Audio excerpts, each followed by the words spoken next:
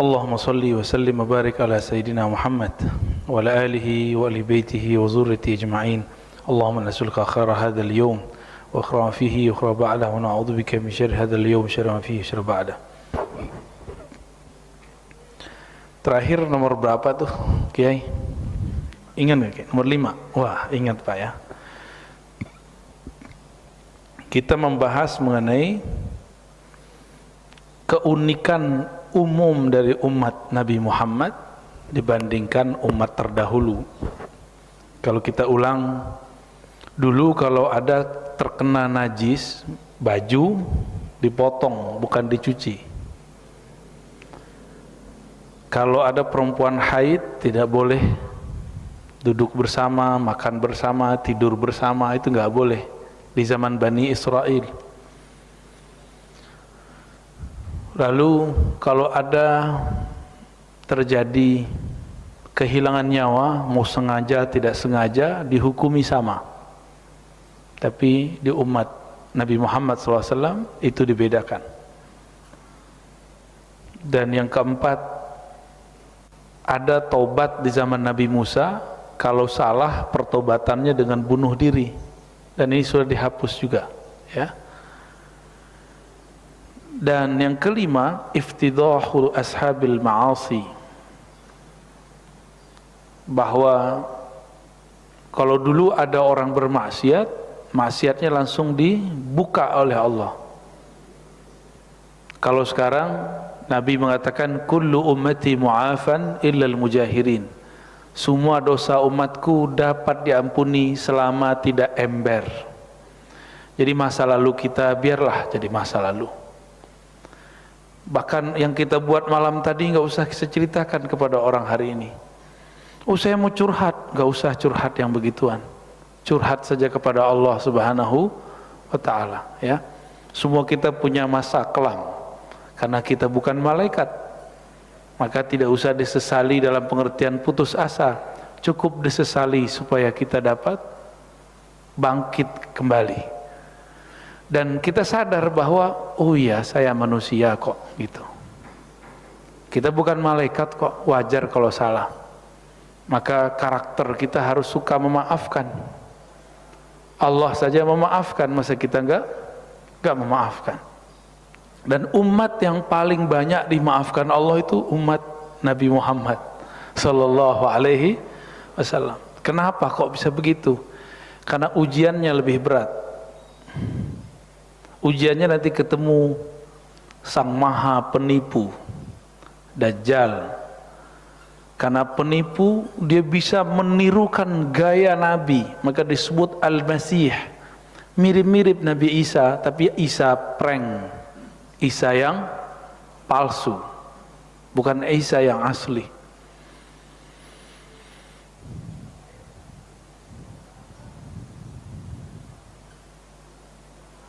Jadi kalau kita maksiat, mau malam tadi, mau tahun lalu, mau kapan, tutup, minta ampun saja kepada Allah Subhanahu wa Ta'ala. Oh, saya takut kalau ada orang yang membeberkan. Tenang aja, Allah maha menutupi aib. Tobat saja kepada Allah. Apalagi kalau kita berbuat sesuatu yang benar, gak usah takut, ya.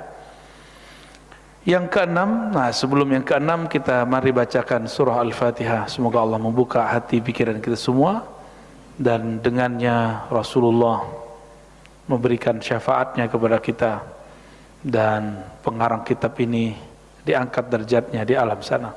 Al-Fatihah. Ya, ya, siratal ladzina an'amta 'alaihim. Yang nulis kitab ini namanya Abuya Sayyid Muhammad Alawi Al-Maliki. Bapak kalau cari di Google tuh ketemu, ya. Tapi kalau ilmunya jangan dari Google. Kalau mau cari tahu orangnya siapa, boleh lewat Google. Kalau ngambil ilmu jangan lewat Google. Nah, ini kita sekarang berhadapan dengan orang-orang apa-apa nyarinya lewat Google. Ustadz padahal. Lah kalau ustadz begitu gimana nasib jamaahnya? Kalau ustadz ilmunya di-download dari Google, bukan di-download dari kolbu,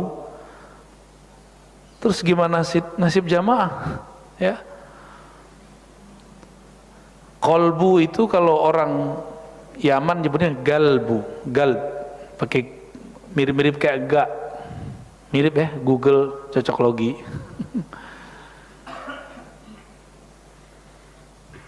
Maksudnya sederhana, ulama-ulama ahlullah itu ilmunya diambil dari dalam kolbu. Kolbu itu ngambil dari ruh. Ruh itu dapat ilham dari Allah Subhanahu wa ta'ala. Masa ilhamnya dari Google? Ya salam. Maka ini kan mau puasa nih. Oh, itu ustad-ustad pada tapping-tapping Ramadan tuh ya. Ya sebelum ceramah yang diliatin Google. Teman-teman beliau ini ya. Teman-teman saya juga. Dan itu masa lalu saya. Malu kalau ingat-ingat tuh malu, ya Allah. Katanya membimbing umat, tapi kok ilmu nggak ada di kolbu, adanya di dunia maya. Malu kita kepada Allah ya. Nah, kenapa kita pakai kitab? Supaya lebih terarah aja ngomongnya ya. Sebenarnya yang disampaikan itu juga dari dulu, tapi ini lebih terarah, insya Allah. Kelebihan umat Nabi Muhammad, al-khasais, boleh disebut keunikan, keistimewaan umat Nabi Muhammad sallallahu alaihi wasallam, al-muakhadatu ya, umat kita ini tidak diambil, tidak dihukum bihaditsin nafs, dengan kata-kata yang ada di dalam hati, di dalam diri, mimma lam ta'malhu jawarih ya, selama tidak dilakukan oleh anggota tubuh. Kalau umat terdahulu tergores di hatinya, langsung kena hukum, terbersit di hatinya, langsung kena sanksi.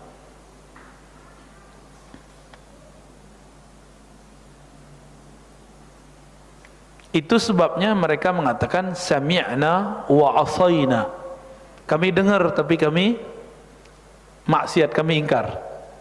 Itu perkataan siapa? Bani Israel. Jadi Bani Israel begitu. Kalau umat Nabi Muhammad sami'na wa ata'na, kami dengar, kami taat.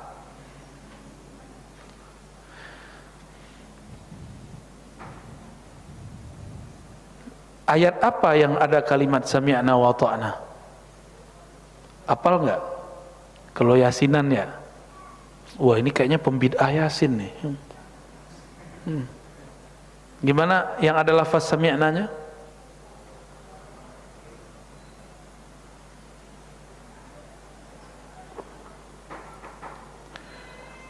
Jadi umat Nabi Muhammad apabila mereka diperintah, mereka mengatakan sami'na wa ata'na, kami mendengar dan kami berusaha taat. Gitu artinya, sesanggup kita ya, sesanggup kita. Yang ketujuh, al-mu'akhazatu 'alal khata'i wan nisyan. Mau ngelihat teksnya enggak? Kalau saya pakai tab. Mau lihat coret-coretan? Nah, kebalik.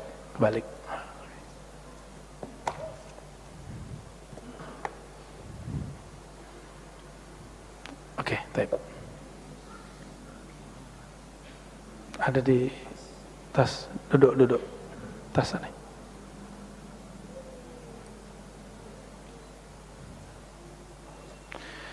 Ya, biar Bapak Ibu cuma nggak hanya denger, nggak hanya lihat saya, tapi ngeliat kitab gundulnya ya, biar pusingnya sama-sama.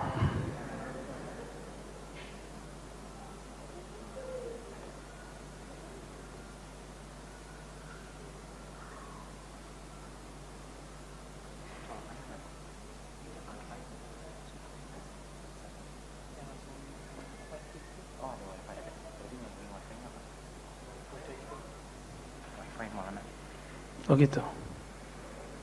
Apa nama ini? Ntar ya, loading.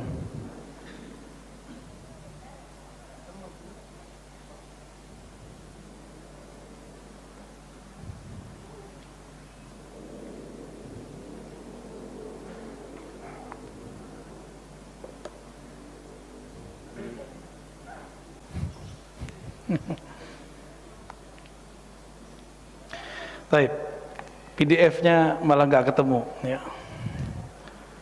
Padahal bulan lalu pakai ini juga. Ada di sini juga, tapi saya lupa ya.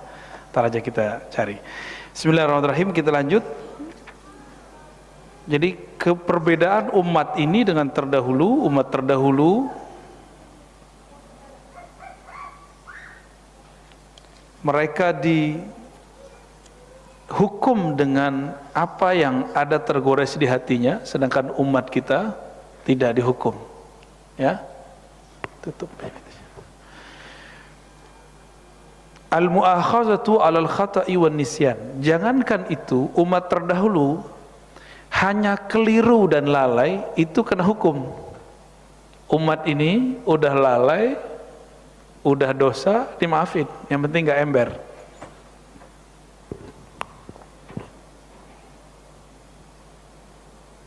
Maka dalam hadis riwayat Ibnu Majah, Imam Ahmad, Hakim dan lain-lainnya disebutkan, innallaha wada'a anhal khata' wan nisyan, ya, wa mastukrihu. Allah memaafkan bagi umat ini kekeliruan dan kelupaan. Mungkin karena umat ini lemah ya, ditambah zaman sekarang ini kan kita generasi micin, Pak ya. Bener nggak? Makan kalau nggak pakai micin nggak enak ya. Ya, gampang lupa, bener-bener gampang lupa. Ini aja saya lupa naruh PDF-nya di mana. Udah di search, ya lupa juga. Yang kedelapan, tahrimu istighalihim yawma 'idihim. Orang Yahudi dulu, Bani Israel, mereka itu punya hari raya setiap hari Sabat, hari Sabtu. Jadi kalau orang, mohon maaf ya, bilang, tidak boleh bilang Minggu. Minggu itu menyerupai gereja. Itu orang nggak ngerti sejarah, sok ngerti sejarah. Jangankan Minggu, Sabtu aja boleh kita pakai, karena Sabtu itu bukan istilah Arab. Sabtu itu istilah orang Yahudi. Ada namanya hari Sabat.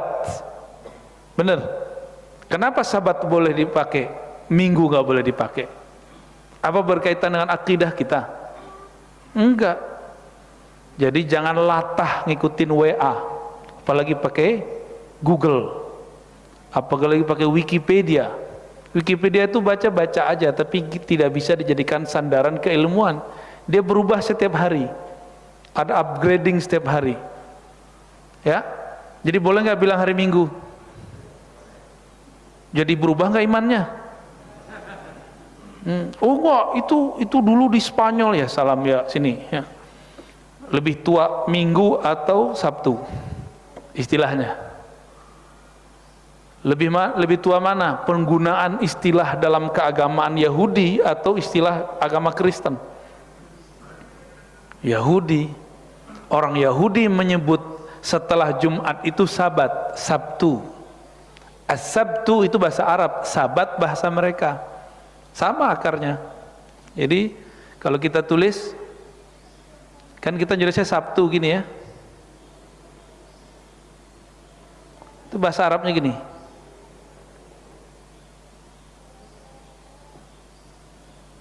As-Sabtu ya. Kalau kita berhenti dalam bahasa Arab, waqaf Yaumus Sabat. Yaumus, tunya nggak dibaca, tapi dalam bahasa Indonesia dalam bahasa Indonesia kan nggak ada namanya perubahan akar, perubahan harokat. Di hari Sabtu seharusnya bahasa Arabnya fi yaumis sabti, seharusnya. Apa arti Sabat? Sabat itu hari rayanya Yahudi dan mereka tidak boleh mancing, nggak boleh beraktivitas. Ada mustighalihim yawma 'idihim. Mereka tidak boleh beraktivitas pada hari tersebut, pada hari raya tersebut.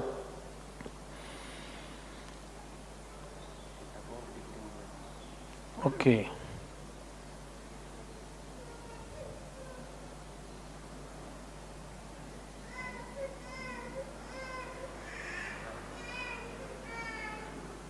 Nih bid'ah ini Bapak Ibu ya.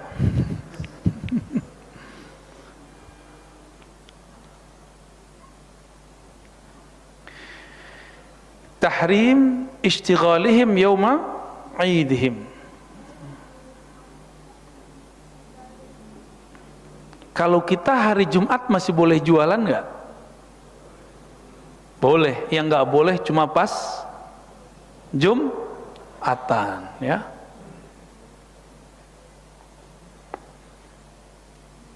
Alhamdulillah, kitabnya dapat. Halaman 14. Tuh, ini dia. Bisa baca nggak? Yang penting dapat berkah matanya. Ya. Ketika wahwa yaumus sabat, ini dia. Yaum aidihim, pada hari raya mereka. Aid. Jadi Aid itu hari raya. Yaitu yaumus sabat, hari Sabat. Kalau dalam bahasa kita, hari Sabat itu, Sabtu itu hari rehat ya. Coba yang kerja dari Senin sampai Jumat apa Sabtu? Dulu bapak saya, alhamdulillah bapak saya datang, dulu PNS sampai hari Sabtu. Terus ada perubahan, hari Sabtu nggak kerja. Benar, apakah itu menyerupai Yahudi?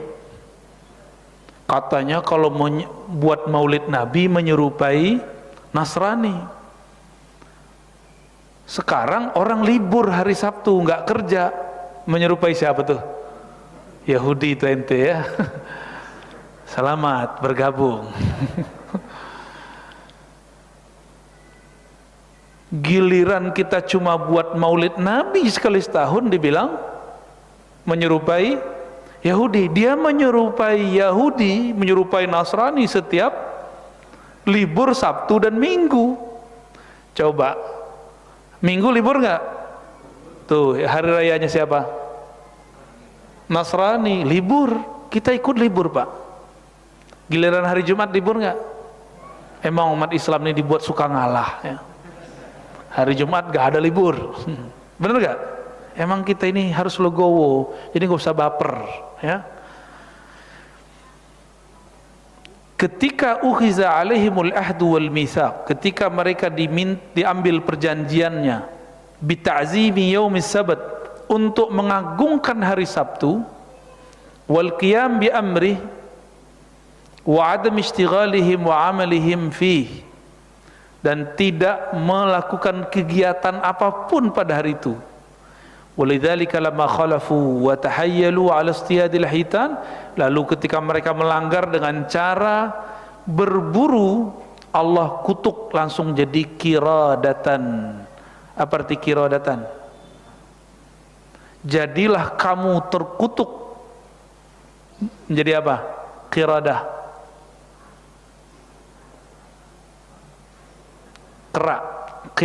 Kiradah. Jadi orang Indonesia susah banget baca kirodah, udah dahnya hilang. Kera. Waduh susah deh, cocok logi. Tapi dulu saya waktu menghafalkan, waktu belajar terjemah, guru saya bilang gitu, cari akar kata yang sama, itu cara ngapalnya.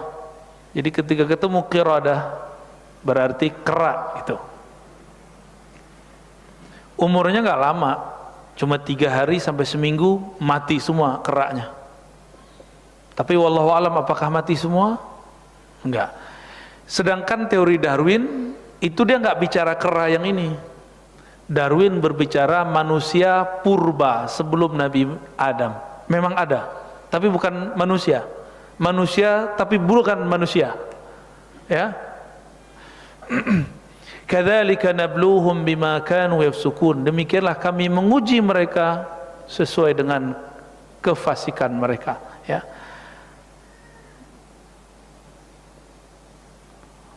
Masih mau membid'ahkan, mengharamkan nyebut hari Minggu? Gimana? Nggak takut ditinggal jamaah gitu ya? Tinggalin aja. Cuma karena itu doang, takut ditinggal umat. Cuma karena ilmu via WA. Ya, saya kan bacanya lewat WA, Pak. Ammal ummah al-Muhammadiyah, adapun umat Nabi Muhammad sallallahu alaihi wasallam, ya. Fahum yata'amaluna hatta fi yaumi 'idihim, mereka bermuamalah. Mereka tetap bermuamalah, bertransaksi pada hari Id kita. Kita hari rayanya setiap minggu, setiap Jumat. Setiap pekan itu hari Jumat. Masih boleh dagang nggak? Malah ada namanya pasar Jumat, ya kan? Bener ya? Itu bid'ah itu. Qabla sholati wa ba'daha. Yang penting sebelum dan setelah sholat. Jangan lagi sholat. Nah, ini dalilnya.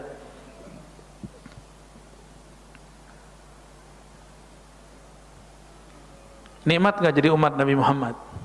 Nikmat. Nah, maka kita bersyukur, Pak. Jangan ngeluh mulu, ya. Yang berikut,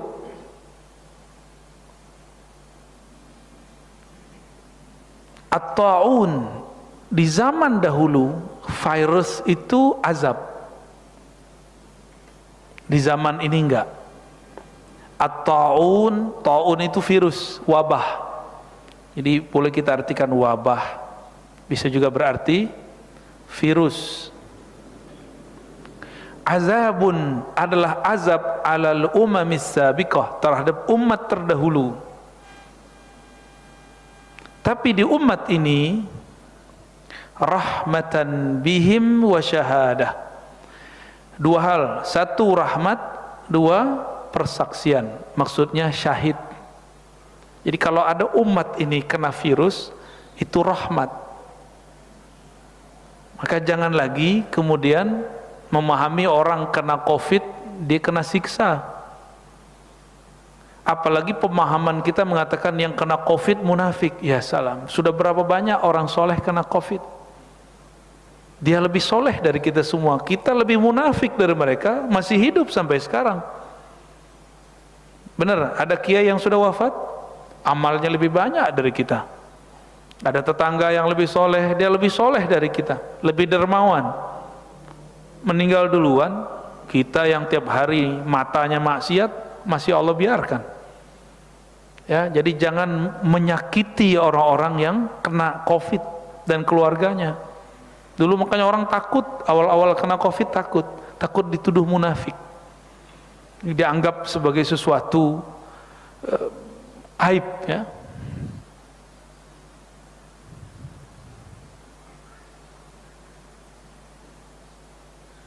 Jadi kalau ada orang bertanya, apakah virus itu tentara Allah? Iya, untuk umat terdahulu. Untuk umat sekarang bukan tentara Allah, tapi sebagai rahmat dan persaksian. Begitu penjelasan Abu Ya Sayyid Muhammad Alawi Al-Maliki.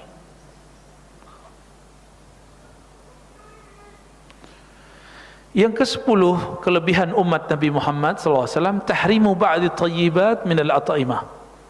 Dulu umat terdahulu diharamkan memakan beberapa makanan yang enak, thayyibat.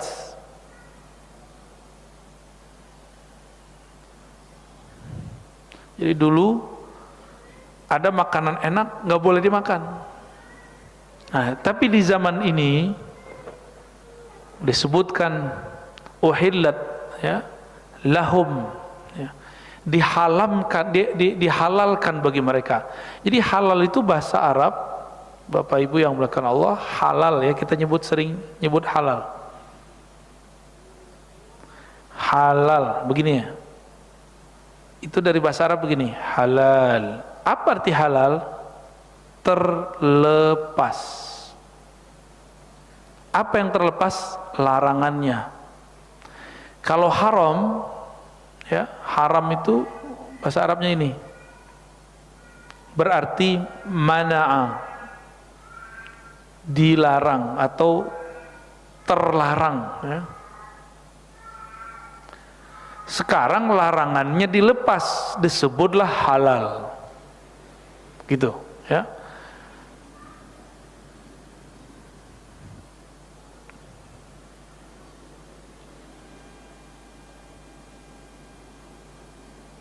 Kenapa beberapa makanan dulu diharamkan kepada umat terdahulu?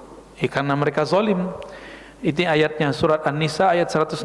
Fabizulmin, karena kezalimanlah dari orang-orang Yahudi, minal ladzina hadu haramna alaihim thayyibat, kami haramkan kepada mereka makanan yang baik-baik, yang enak.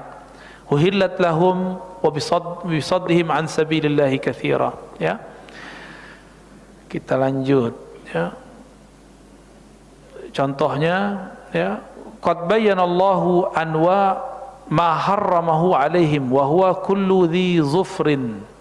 Dulu setiap yang bernyawa itu semua yang zi zufrin, zufur itu kuku, ya, maka itu disebut haram. Ini zaman dahulu. Muncul nggak? Muncul, ya.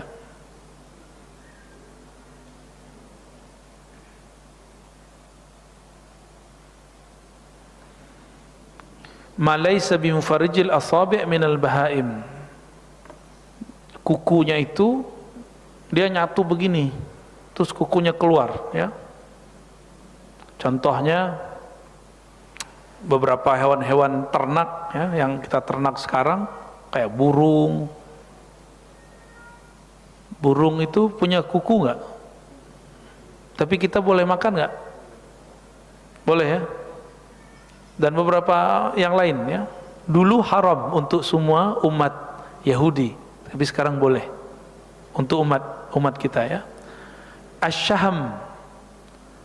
Asyham itu lemak yang ada pada hewan. Hewan seperti kita sebutnya gelatin, ya. Ya, gelatin itu dulu diharamkan, mau dari kambing, mau dari sapi, dulu diharamkan semua.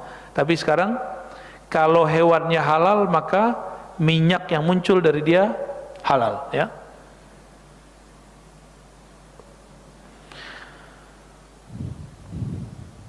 Di dalam surah Al-Maidah ayat 5, al-yauma. Jadi al-yauma kan biasa kita dengar al-yauma akmaltu lakum dinakum. Ternyata di dalam Al-Quran kata al-yauma ada yang lain, masih surah Al-Maidah. Kalau tadi ayat 3, al-yauma uhilla lakumut thayyibat. Pada hari ini dihalalkan bagi kamu semua makanan yang baik. Apa aja yang penting baik. Coba di Quran ada nangka nggak? Ada nggak, Pak? Nggak ada. Kepiting, apa namanya? Apa istilah anjungan? Rajungan. Beda dengan kepiting yang hidup dua alam yang ada di sana. Yang di sana haram, yang kepiting kita ini tidak. Apalagi disebutkan nggak di Quran siput? Enak kan? Gitu, ya. Ada nggak di Quran? Nggak ada. Tapi boleh nggak makan? Boleh. Semua binatang air boleh dimakan. Belut boleh nggak dimakan? Ibu-ibu ada yang geli sama belut, ya. Padahal kalau nyoba enak juga. Masih banyak, ya, banyak makanan-makanan yang dia enak dulu diharamkan ke umat terdahulu dan dihalalkan di umat kita. Maka eksperimen kita untuk makanan sangat banyak. Maka salah satu ciri makanan halal, dia bagus. Thayyibat itu bisa jadi gizinya, bisa jadi rasanya, ya. Tahrimul ghanaim alaihim. Di zaman dahulu diharamkan umat terdahulu ngambil harta rampasan perang. Umat Nabi Muhammad boleh nggak? Boleh. Kenapa diharamkan? Karena dulu ada orang-orang Yahudi ketika berperang, setelah dia membunuh lawannya, dia ambil emas di dalam kantongnya, terus dia masukin ke kantongnya, gitu. Itu pernah terjadi dulu. Sejak saat itu diharamkanlah, atau memang sudah diharamkan sebelumnya. di umat Nabi Muhammad SAW dibolehkan ngambil harta rampasan perang dengan syarat setelah selesai perang. Nah, di zaman Nabi Muhammad ada seseorang yang dianggap jihadnya bagus, banyak mengalahkan musuh, tapi kemudian Nabi bilang finnar, dia masuk neraka. Padahal sudah banyak bunuh musuh. Ketika diperiksa badannya, dia mati. Nabi bilang saya nggak mau nyolatin. Periksa badannya, diperiksa bajunya, ternyata ada bongkahan emas di dalam baju bagian dalamnya. Nggak sabar mau cepat kaya. Nabi pernah ngomong, apa kata beliau sallallahu alaihi wasallam? Qatilu taghtanimu, kamu berperanglah sehingga kamu boleh mendapatkan ghanimah. Jadi dulu orang-orang yang tidak punya kerjaan tetap, mereka berperang baru dapat duit, baru bisa nikah. Di zaman dulu Pak, itu semua umat, tidak hanya orang Islam, orang Cina, orang Persia, orang Romawi, orang India, orang Mesir. Jadi laki-lakinya karena nggak punya kerjaan, perang aja kerjaannya.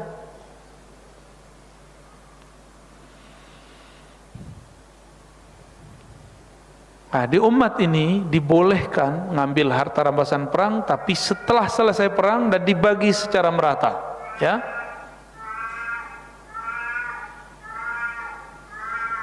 Wah, kucingnya dapat ghanimah itu.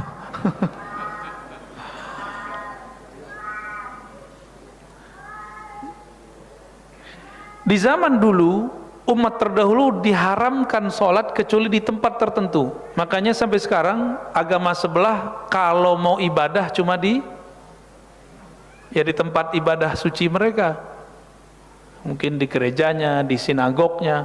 Tapi kalau kita bisa di mana aja ya, bisa di mana aja kita boleh. Maka Nabi sholat kadang-kadang di kandang. Nabi pengen nunjukin bahwa Islam boleh sholat di mana aja. Ada kandang bukan kandang ayam Mbak, syah, ghanam, domba. Nabi sholat di situ. Nabi ingin mengatakan bahwa kotoran domba kalau dibersihkan sedikit walaupun bau, tempatnya itu boleh dijadikan tempat sholat. Jangan bayangkan kayak tempat kita jorok ya. Orang di sana itu kalau punya peternakan itu rapih, kering. Kalau kita kan becek, nggak bisa sholat. Di sana kering.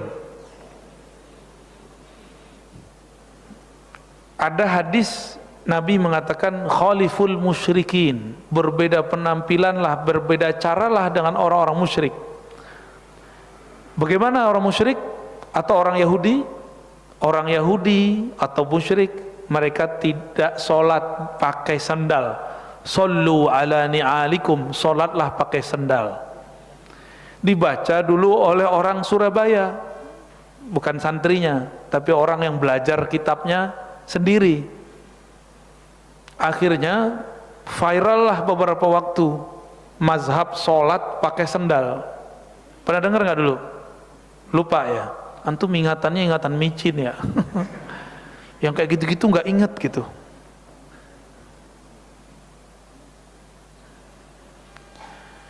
Ketika ditanya oleh ulama MUI, kenapa anda sholat mesti pakai sendal? Disebutin hadis Abu Daud supaya berbeda dengan Yahudi. Padahal itu Yahudi zaman kapan ya? Yahudi sekarang sholat pakai sepatu malah. Udah lihat belum Yahudi sholat? Pakai sepatu Pak. Ya.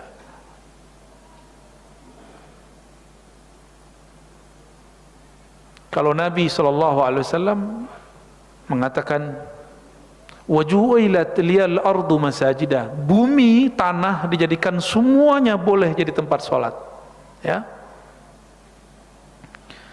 Yang ke-13, ini angka yang ditakuti mereka ini, takhsisut taharati bil ma. Umat terdahulu kalau bersuci khusus dengan air, tapi umat kita boleh dengan istinja, dengan batu atau dengan kain yang keras, atau dengan, kalau sekarang tisu yang kasar itu boleh, itu sah ya. Enak gak jadi umat sekarang? Enak ya? Nggak bersyukur juga, masih ngeluh ya. Karena ada video-video yang isinya mengeluh umat ini tidak menuntut apa-apa, gitu kan? Itu ngeluh isinya, kayaknya ilmiah tapi ternyata isinya keluhan. Di bab berikut, nah ini perbedaan dengan umat terdahulu. Wa min khasa'is hadhil ummah, keutamaan umat ini, al-ikram birrahmatil khassah, dimuliakan dengan rahmat yang istimewa. Ikramuhum fil akhirah birrahmatil khassah. Nah, ini ada di Quran. Summa awrasna al-kitab الذين اصطفينا من عبادنا فمنهم ظالم لنفسه ومنهم مقتصد ومنهم سابق بالخيرات بإذن الله ذلك هو الفضل الكبير. Ya. Lalu tentang surga, jannatu adni yadkhulunaha yuhallawna fiha min awasawira min dhahabin wa lu'lu'a wa libasuhum fiha harir wa qawlul hamdallahi alladhi azhaba 'anna al-huzna ahzana adhaba 'anna al-hazana inna rabbana laghafurun syakur. Ya. Alladzi ahallana daral muqamati min fadlihi la yamassuna fiha nasabun wa la yamassuna fiha lughub.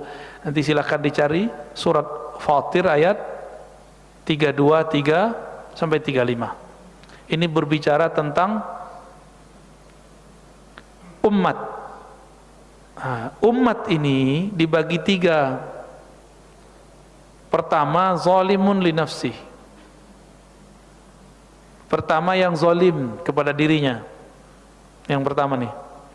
Zalimun, ini udah jadi bahasa Indonesia ya. Al-awwal, yang awal. Bahasa Indonesia enggak? Asyara, mengisyaratkan. Tuh Pak, jadi pada bisa bahasa Arab tuh ya. Asyara, mengisyaratkan, biqaulihi, dengan qaul, perkataannya. Faminhum, di antara mereka ada yang zalim. Bahasa Indonesia ya, li nafsihi, terhadap dirinya. Siapa yang disebut zalim? Orang zalim itu yang tidak melaksanakan kewajibannya, lalu yang kurang sempurna melaksanakan kewajibannya dan melakukan yang dilarang Allah, atau dia melakukan amal soleh tapi juga bermaksiat. Nah, itu disebut zalimun li nafsih. Itu kita ya, benar nggak? Benar nggak kita? Ini kita loh Pak, yang bicarakan Allah ini kita nih. Umat ini zalimun li nafsih, ada yang zalim kepada dirinya. Dia suka melakukan yang dilarang oleh Allah Subhanahu wa taala. Yang kedua, sedang, wa minhum muqtasidun.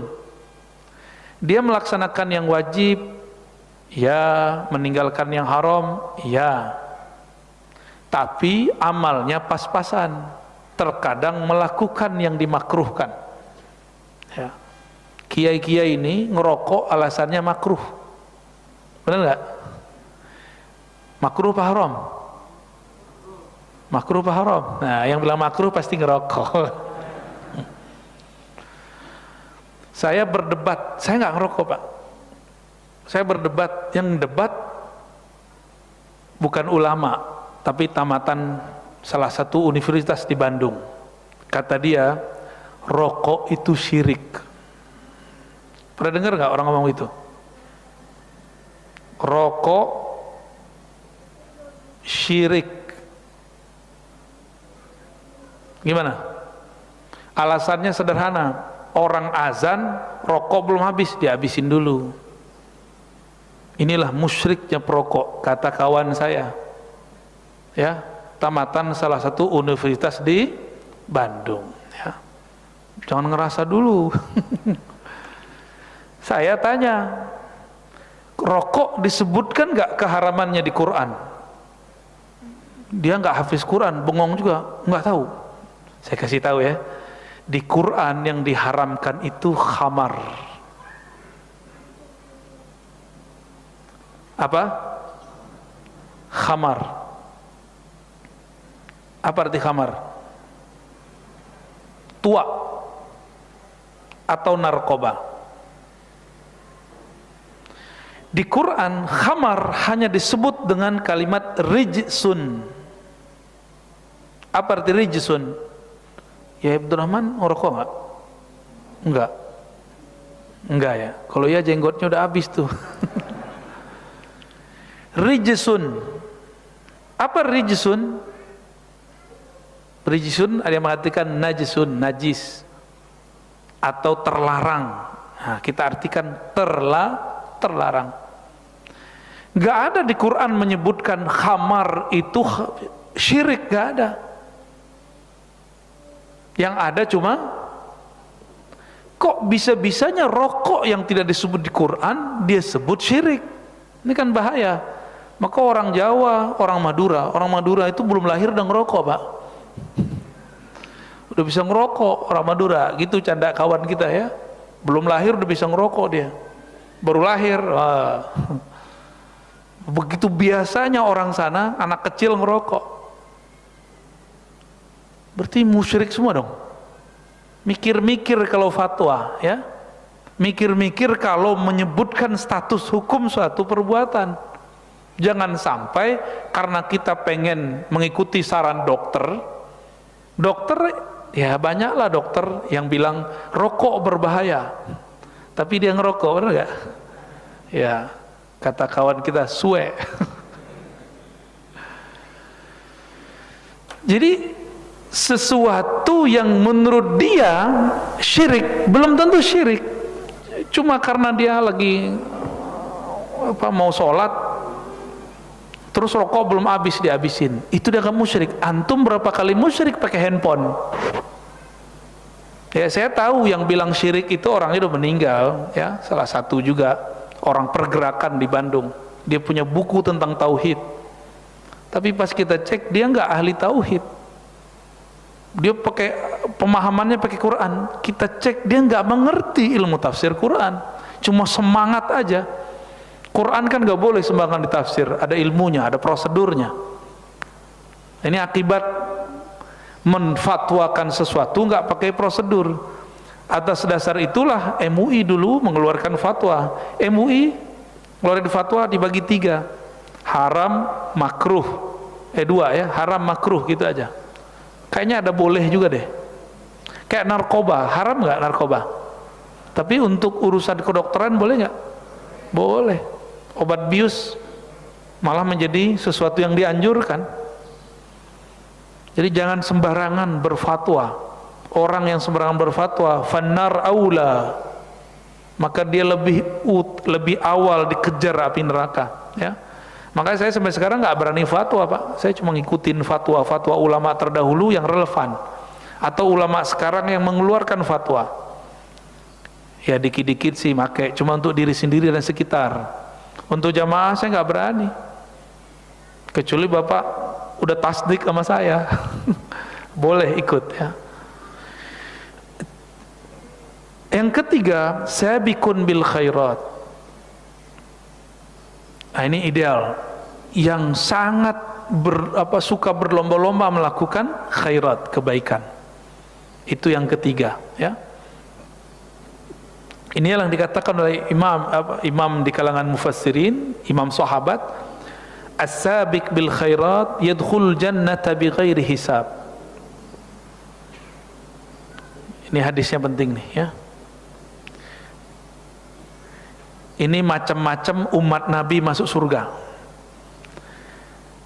Yang berlomba-lomba berbuat kebaikan masuk surga tanpa hisab. Nih, bighairi, tanpa hisab. Bukan hisab ngebul, Pak. Hisab apa nih? Dihisab, dihitung. Jadi Bapak itu jangan nunggu Ustadz ngomong ayo bantu, jangan nunggu, tawarkan bantuan. Jangan nunggu orang yang ngurusin anak yatim buat proposal dulu, tapi datang ke mereka, saya mau bantu usaha Anda. Itu orang masuk surga nggak ada dihisab. Mau dihisab apa yang mau dihisab? Uangnya udah keluar. Dulu yang begitu namanya Imam Lais, beliau ini ulama paling tajir sedunia zaman itu, bukan lagi di di Mesir. Itu siapa aja ulama yang ada di sekitar Arab, Mesir kah, Suriah kah, Palestina kah, Baghdad, Mekah, Madinah, jika itu kekurangan dia kirim semuanya. Tapi di akhir tahun dia tidak wajib mengeluarkan zakat karena semua hartanya habis keluar. Itu Imam Laits bin Sa'ad. Kalau kita gimana? Bapak tabungan ada berapa tuh? Kalau sudah di atas 45.000 terkumpul 45 juta, terkumpul setahun bayar zakat. Ya, bayarin zakatnya 2,5%. Jangan sampai gak dikeluarin. Dulu kita sering buat training daurah zakat, tapi pertanyaan ibu-ibu gelangnya banyak, cincin emas di setiap jari kecuali jempol. Pertanyaannya bagaimana menghindar dari bayar zakat. Ustadz, katanya kalau emas yang dijadikan perhiasan gak wajib bayar zakat, aku dibawa semua sama dia. Ada istilahnya az-zahab al-hulli, emas yang dijadikan perhiasan. Ulama kita berbeda pendapat mengenai wajibkah dizakatkan atau tidak. Itu masuk hulli itu yang dipakai, bukan perhiasan yang disimpan. Kalau disimpan kena, tapi kalau dipakai nggak kena. Oleh satu mazhab, tapi untuk mazhab yang hati-hati sebaiknya tetap bayar. Ngeluh lagi kawan kita dari Batam, Ustadz, saya bayar zakat kok tambah miskin. Jadi pengen menghindar dari zakat. Kata Ustadz Pulan, kalau sedekah dilipat gandakan jadi 10 sampai 700, kok saya tambah melarat? Dia nyalah-nyalahin Ustadz, nyalah-nyalahin Allah. Perintah berzakat bukan berarti perintah berhenti kerja. Dia berhenti kerja lalu bayar zakat. Yang disalahkan zakatnya. Ya, beragama kalau gak waras begitu ya. Al-muqtasidu yadkhulul jannata birahmatillah. Orang-orang yang beramalnya pas-pasan masuk surga karena rahmat Allah. Sholat tapi nggak khusyuk, ya kan? Kayak kita inilah. Bener. Maksiat sih jarang, makruh banyak. Kayaknya kita belum sampai level ini. Kayaknya level kita yang ini, yang ketiga nih. Zalim kepada diri sendiri.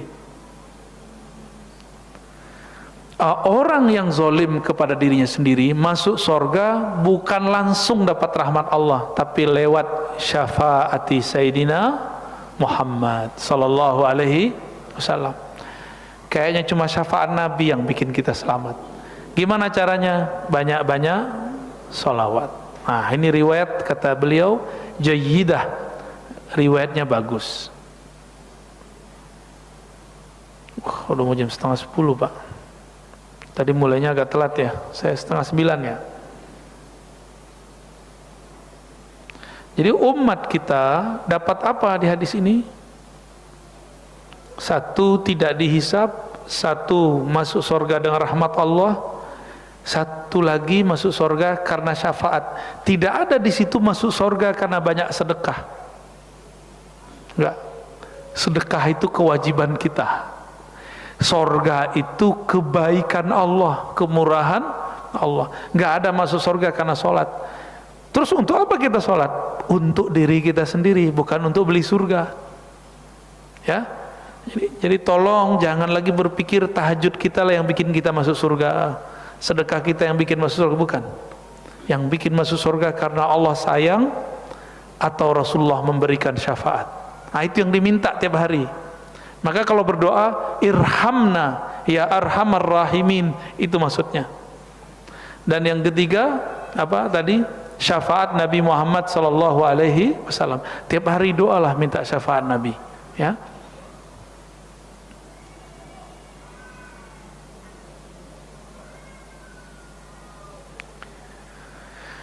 Nabi Sulaiman dihisab 2000 tahun, Pak. Nabi Sulaiman Itu Nabi Sulaiman loh. Ada Pak Sulaiman sini. Itu kopiah yang antum pakai itu dihisap semua tuh. Masker itu dihisap tuh Pak. Apalagi baju dihisap semua, jam dihisap semua. Kalau saya pretelin bisa-bisa Bapak ini ngasih sedekah buat masjid semua ya, dihisap semua itu. Mobil yang berat itu, lama itu hisapnya. Rumah lebih lama lagi hisapnya.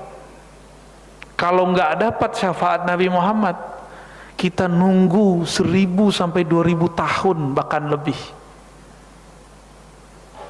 Berani Pak?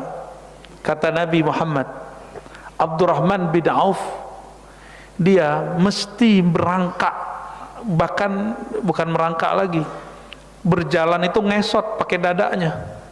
Karena pikulan semua kekayaan yang dia bawa, padahal itu halal. Halal pun dihisap begitu. Ini halal Pak, gimana kalau haram?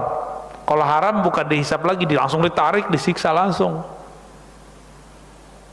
Yang halal dihisapnya begitu, apalagi yang haram.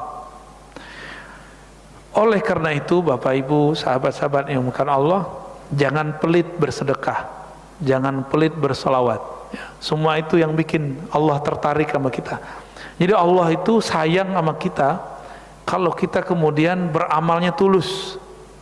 Dan yang kedua, Allah itu sayang sama kita kalau kita sering sebut-sebut nama kekasihnya.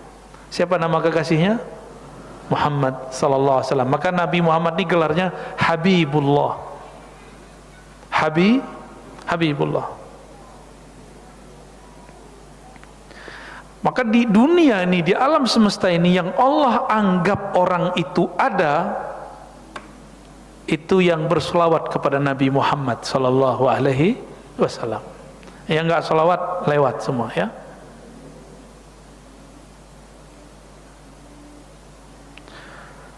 Ini minimal pembahasan kita mengenai umat Nabi Muhammad. Tadi perbedaan dengan umat terdahulu, lalu di masa mendatang kita dapat rahmatnya ya. Umur pendek tapi surganya paling tinggi, itu umat Nabi Muhammad. Bukan karena amal, tapi lagi-lagi karena rahmat. Rahmat itu, nih saya tulis,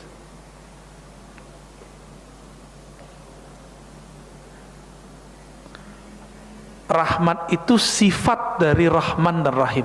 Bahasa Arabnya nih, rahmatun.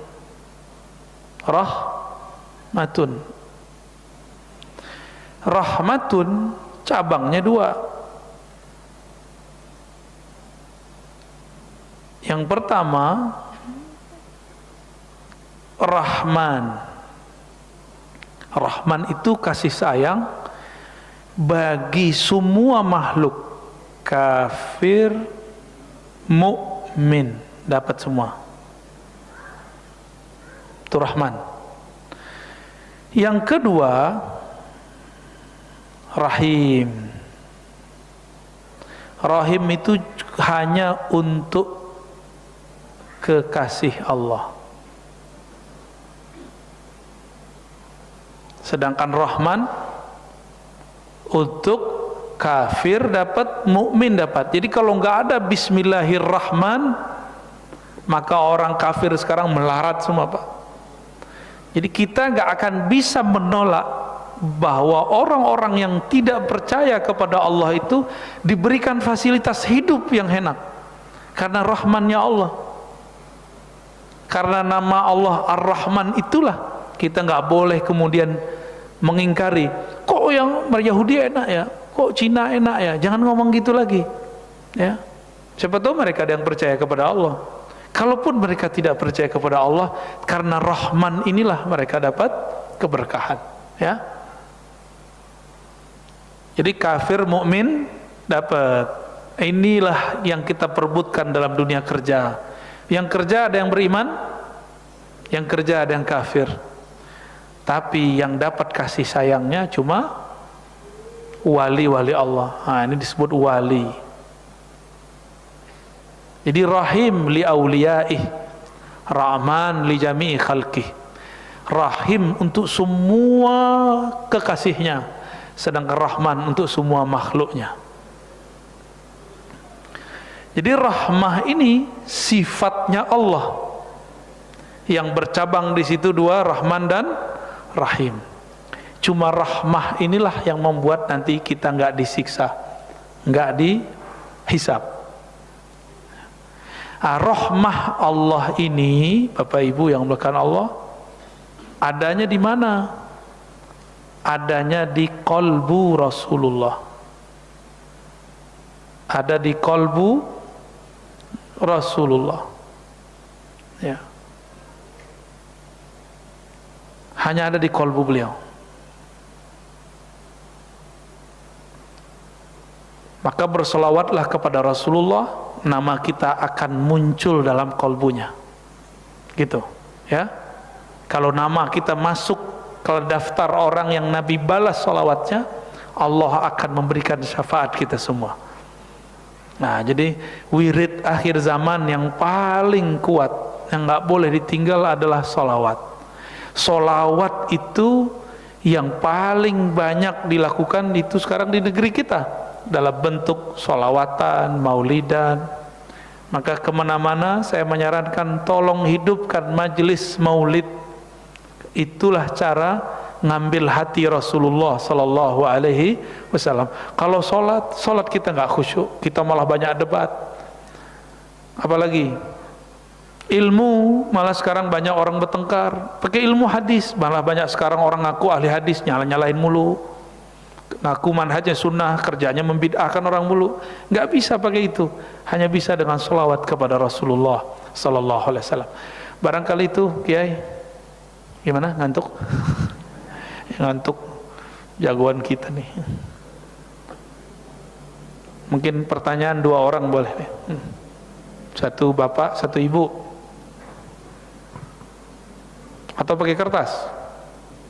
Nggak nyediain kertas ya? Ya udah. Bulan depan Bu ya. Ya. Baik, insyaallah. Bulan depan. Nggak janji ya. Insyaallah. Ya. Bapak Ibu sekalian, ada dua pertanyaan, satu dari bapak-bapak, satu dari ibu-ibu. Silahkan bapak-bapak, barangkali ada yang mau bertanya, angkat tangannya yang lebih dulu. Baik, bapak lagi, ya, ya nggak apa-apa. Ibu-ibu barangkali, iya baik, monggo. Tolong dibantu panitia untuk menyampaikan mic.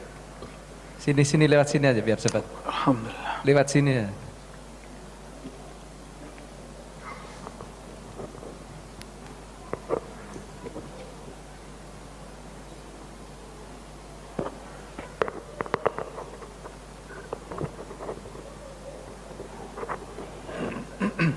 Bismillahirrahmanirrahim. Assalamualaikum warahmatullahi wabarakatuh. Assalamualaikum. Terima kasih atas kesempatannya Bu ya. Mau bertanya untuk bagaimana sikap kita ya untuk akhir zaman ini, kita berada dalam posisi yang serba sulit gitu. Dalam artian mau bicara makanan banyak terkontaminasi sama hal-hal yang mungkin berbau haram atau gimana. Terus bagaimana juga dengan sistem ekonomi dan lain-lain sebagainya gitu. Bagaimana sikap kita untuk menyikapi hal tersebut? Terima kasih. Assalamualaikum warahmatullahi wabarakatuh. Untuk makanan rumusnya sederhana. Uhillat lakumut thayyibat. Dihalalkan bagi kamu yang thayyibat. Maka konsultasinya sama dokter. Dokternya nggak semua dokter. Nah, untuk kesehatan ada lagi namanya food combining. Bapak ngobrol sama mereka. Sebenarnya di kitab-kitab dulu lengkap, Pak. Kalau makan daging, daging aja, jangan campur sama ikan. Dulu begitu, ya. Sekarang udah nggak ada orang begitu ya, kecuali orang food combining. Di kitab-kitab ada lengkap semua. Kalau sekarang kan enggak, ya, termasuk saya ya. Kalau ada daging kambing, ada ikan, ambil semua. Padahal itu tabrakan itu, nggak thayyib. Dia jadi nggak thayyib, jadi makruh. Idealnya apa namanya, daging aja, ikan aja, kayak gitu. Nah, di zaman ini karena sudah mulai banyak micin ya, tapi ada hal-hal yang diperdebatkan, misalnya tape, Ya, jangan diharamkan karena masih diperdebatkan. Ya.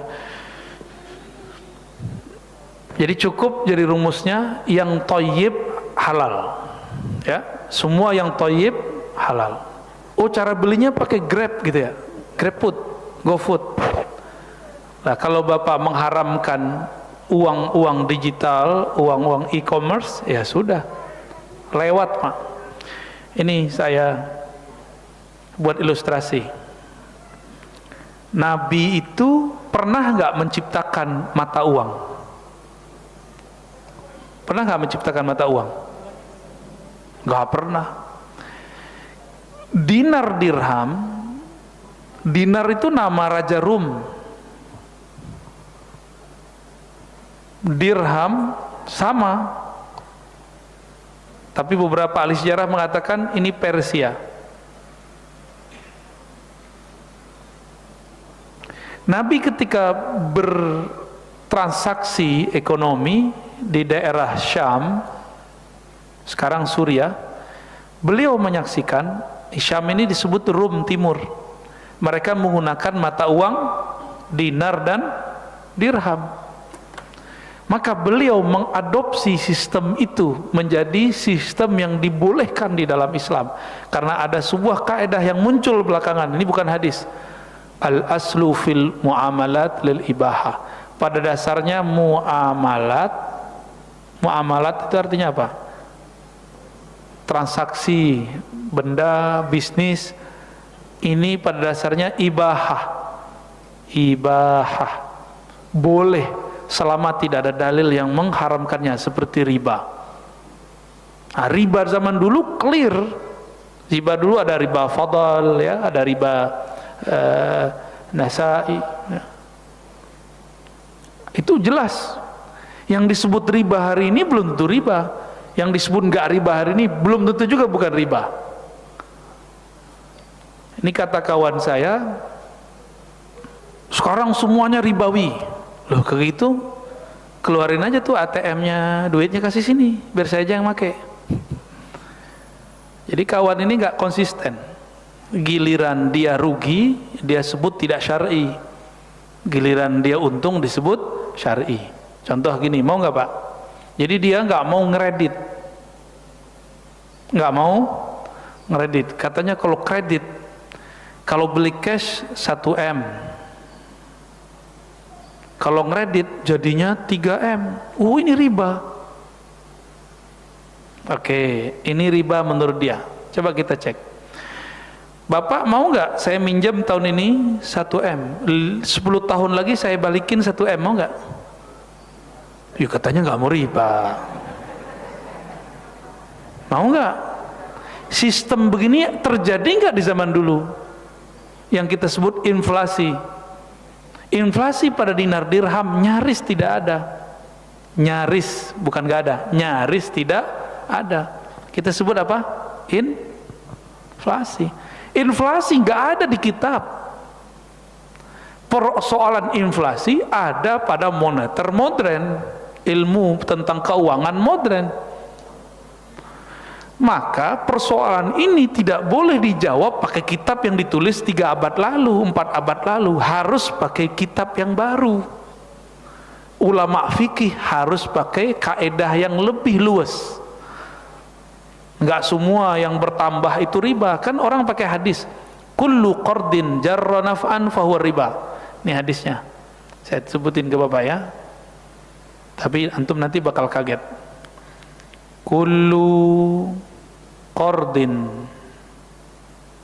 jarra naf'an fahuwa riba. Maaf ya, tulisannya ala qadrihi, ala kadarnya. Yang penting bisa dibaca. Setiap qardin, pinjaman, jarra, yang mengalir padanya, yang terdapat di dalamnya naf'an, benefit, fahuwa riba, itu riba. Saya ceklah ini hadis apa bukan, ternyata bukan hadis, bukan hadis Nabi, mauquf, berhenti pada sahabat. Inilah yang dipakai dulu oleh ulama Mesir tahun 1982 dan 83 untuk mengharamkan bank. Ternyata 2003 ini dieksplorasi dan dijelaskan maknanya, mereka kemudian mencabut fatwa haram bank. Tuh fatwa berubah. Kenapa? Di masa Rasul tidak ada bank. Ada nggak? Karena di masa Rasul tidak ada bank, pasti sampai akhir kiamat orang berbeda pandangan mengenai halal atau haram. Jangankan ulama beda mazhab, satu lembaga namanya Darul Ifta sudah beda. Jadi jangan dipaksa orang sama. Ini kan saya dituduh orang Ar-Razi ini Ustadz Ribawi, Ustadz Subhat, karena tidak mengharamkan bank. Loh, saya gini-gini beli rumah nggak pakai bank, Pak. Beli mobil nggak mau pakai bank saya. Nggak mau. Mungkin lebih banyak bank syariah saya daripada antum yang mengharamkan itu, yang menghalalkan atau mengharamkan. Cuma secara amanah ilmiah, itulah hasil keilmuan yang kita temukan, bahwa ini tidak ada di zaman Rasul. Persoalan inflasi tidak ada di zaman Rasul, tidak ada di kitab-kitab jadul, ada di kitab sekarang. Maka ketika angkanya bertambah, belum tentu riba. Maka kalau riwayat ini tadi, setiap yang bertambah riba. Enggak, dibatalin. Ini qaul dibatalkan. Laisa kullu qardin jarra naf'an fahuwa riba. Tidak semua benefit yang muncul dari transaksi pinjaman itu riba. Kenapa? Tadi saya ulangi pertanyaannya. Tahun ini saya minjam duit ke antum 1M, 10 tahun lagi saya balikin 1M, mau nggak? Kalau ya detik ini saya pinjamin satu-satu, mau nggak? Nggak mau ya? Oh, bagi hasil dong gitu. Bagi hasil itu antum mau riba berarti. Dan wallahi demi Allah, saya melihat sekarang praktek bagi hasil yang disebut syar'i, justru itulah ribawi yang sebenarnya. Udah orangnya bayar utangnya, dia harus bagi hasilnya. Benar gak? Itu lebih ribawi Pak sekarang. Dia bayar utangnya, tapi bagi hasilnya juga. Bagi hasil aja, bayar utang aja. Oh, banyak persoalan umat hari ini yang katanya syar'i, enggak syar'i. Jadi label syar'i itu orang yang melabelkan, belum tentu Allah. Kalau Allah yang melabelkan pasti halal. Banyak persoalan kita Pak di zaman ini. Dan saya walaupun bukan praktisi syariah, tapi saya mempelajarinya lama, alhamdulillah. Kita ngobrol sama orang bank, bolak-balik alot, sampai nggak sapa-sapaan gara-gara itu. Ada juga. Habis itu ketemu lagi, sapaan lagi ya, alhamdulillah. Nggak ada yang instan, nggak ada yang instan. Gitu Pak ya. Maka pada dasarnya apa tadi kaidahnya? Muamalat itu boleh selama tidak ada dalil yang qat'i mengharamkannya. Coba diulangi. Pada dasarnya muamalat itu boleh selama tidak ada dalil qat'i yang mengharamkan. Gitu ya. Saya ulang lagi, di zaman Rasul ada GoPay nggak? Ada Dana nggak? Ada ATM nggak? Beneran? Ada bank nggak? Sekarang ada. Maka sekarang itu ngikutin sistem yang mana? Ngikutin sistem yang baru muncul. Sama, Nabi di zamannya juga mengikuti sistem yang ada di zamannya, karena beliau membolehkan muamalat secara umum. Karena dinar itu basisnya adalah emas, inflasinya nggak terlalu. Sekarang aja lumayan tinggi ya, naik turun. Zaman dulu nggak, flat aja begitu, nyaris tidak ada inflasi. Saya nggak bilang nggak ada, nyaris tidak ada inflasi. Jadi kita beruntung zaman sekarang Pak ya. Bapak ini lebih canggih dari Nabi Sulaiman. Mau terbang tinggal pencet-pencet sama dicolok. Ya. Nabi Sulaiman kan manggil angin dulu Pak. Manggil angin itu ada cara manggilnya. panggil malaikatnya, baru terbang. Gimana tahu tuh gimana cara terbang, kedinginan gitu. Taib. Ibu tadi siapa? Terakhir ya. Tadi ibu yang ini atau yang mana? Assalamualaikum warahmatullahi wabarakatuh. Assalamualaikum. Terima kasih atas kesempatan yang diberikan kepada saya. Afwan Ustadz, melalui kesempatan ini saya mohon pencerahannya bagaimana meminimalisirkan hati biar bisa menjadi lebih tenang, karena setiap malam sebelum tidur pasti selalu terpikir seharian ini saya selangkah lebih dekat kepada Allah atau selangkah lebih jauh. Setiap malam sebelum tidur itu yang selalu terbersit di pikiran hati, bahkan sampai nangis tidak berkesudahan. Bagaimana saya bisa lebih meminimalisirkan hati saya? Kalaupun baik. ada amalannya, apabila Ustadz tidak berkeberatan, saya minta di-share. Terima kasih. Assalamualaikum warahmatullahi wabarakatuh. Assalamualaikum. Sudah bagus begitu, setiap malam kita muhasabah, ingat kesalahan. Nah, cuma muhasabah itu ada tekniknya. Muhasabah ya. Ini tekniknya. Kita tulis bahasa Arabnya muhasabah. Apa arti muhasabah? Mengulang-ulang, mengingat-ingat apa yang kita sudah buat, baik ataupun buruk. Kalau kita ingat pasti banyakkan buruknya. Di saat itu muncullah kemudian rasa takut, disebut bahasa Arabnya khauf. Khauf, apa arti khauf? Rasa takut. Rasa apa? Rasa takut. Takut dulu masa lalu kita pernah nakal, takut diumbar, itu wajar. Ya, tapi nggak usah takut. Yang penting minta ampun. Yang penting minta ampun kepada Allah, minta supaya Allah tutup aib kita di sisinya. Nah, ini kesalahan orang kalau doa, ya Allah tutup aibku. Yang kebayang tutup aibku di hadapan makhluk. Yang benar, ya Allah tutup aibku di hadapanmu. Kalau Allah sudah tutup, masih ada nggak? Kalau tertutup dari makhluk, masih bisa kelihatan oleh Khalik nggak? Allah nggak? Jadi kalau doa, ya Allah tutupi aibku di hadapanmu, gitu ya. Nah, lalu minta harapan, bahasa Arabnya roja. Apa yang ditumbuhkan? Harap rahmat Allah. Rahmat tadi kasih sayang. Maka saya sarankan baca Hizbul Bar yang disusun oleh Imamuna Abul Hasan Asy-Syadzili, yang ada artinya. Nah, nanti hubungi tim ribat, itu sudah ada. Kita buat daurah kemarin 2 hari 1 malam mengkaji tentang doa munajat wali Allah Abul Hasan Syadzili. Di situ isinya tentang apa? Tentang muhasabah. Itu isinya dari awal sampai akhir muhasabah. Isinya rasa takut dicampur rasa rahmat, harapan. Jadi harap itu digabung dengan takut.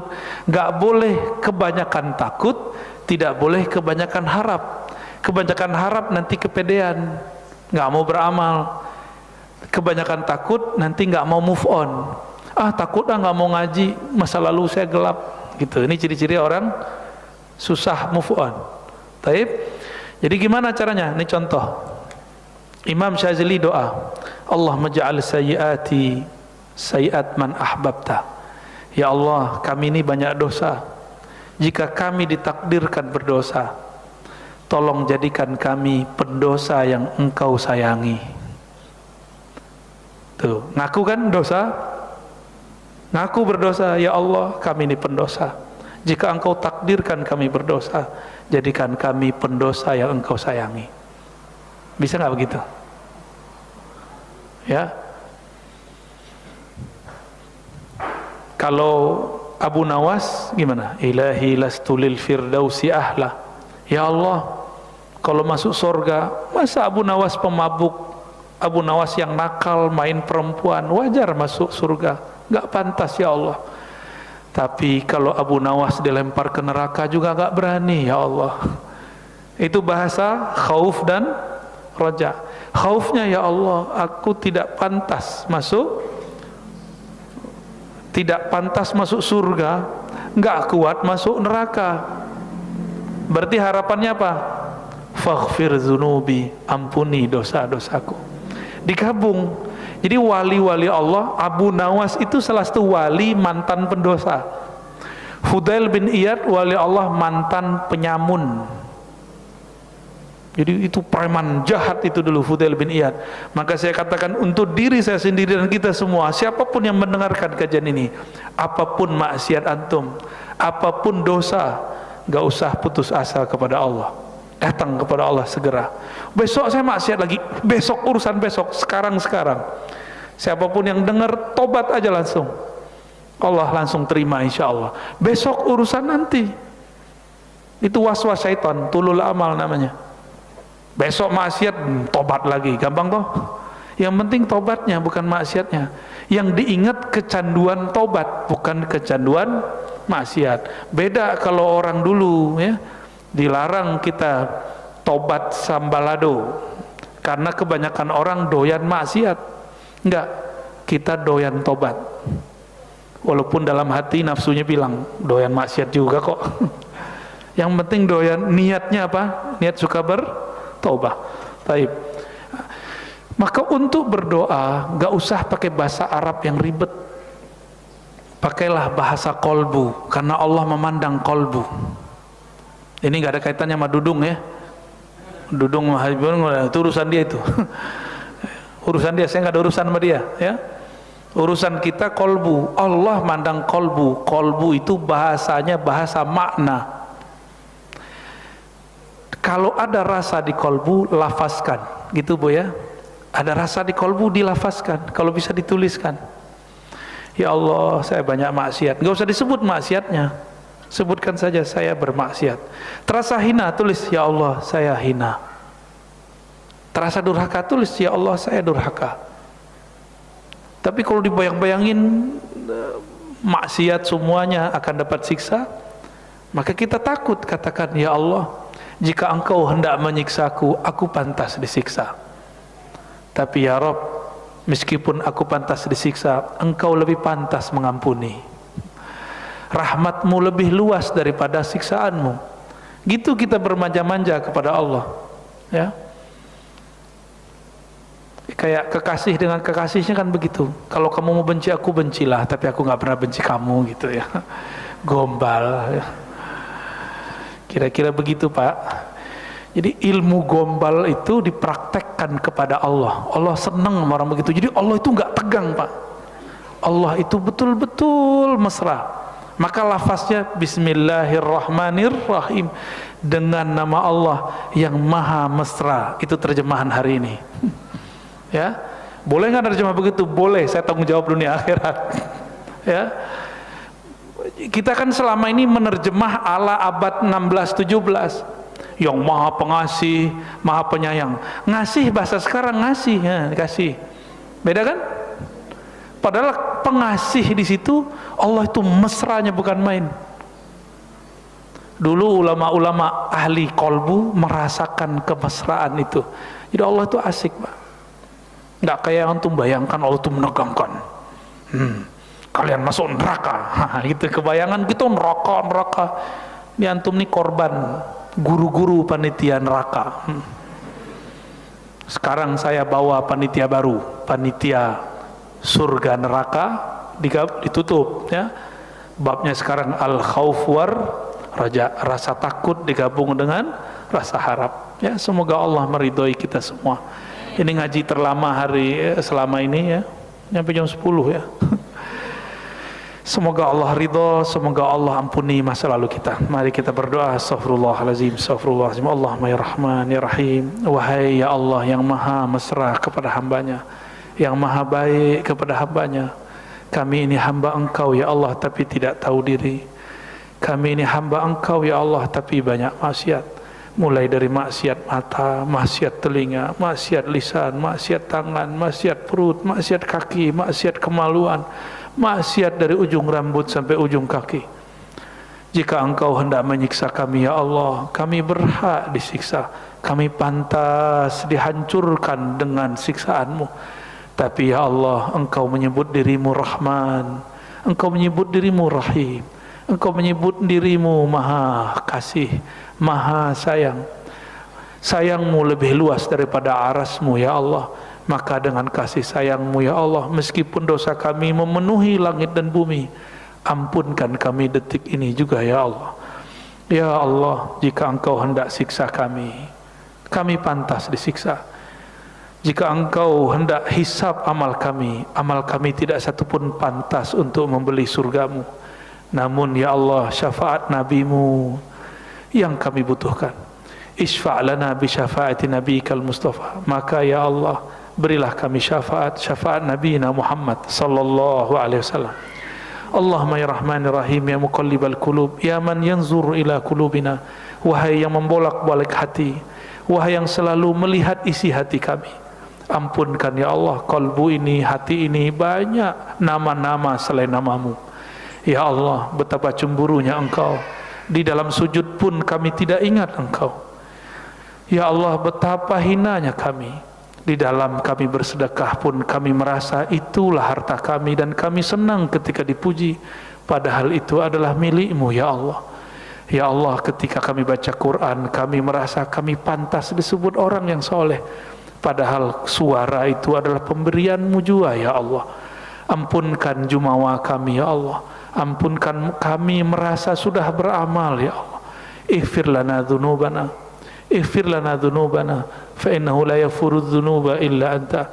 Sesungguhnya ya Allah, tidak ada yang dapat mengampuni dosa kami kecuali Engkau semata. Faghfirna walil ummah, maafkan kami, maafkan semua umat Islam, maafkan semua hamba Engkau.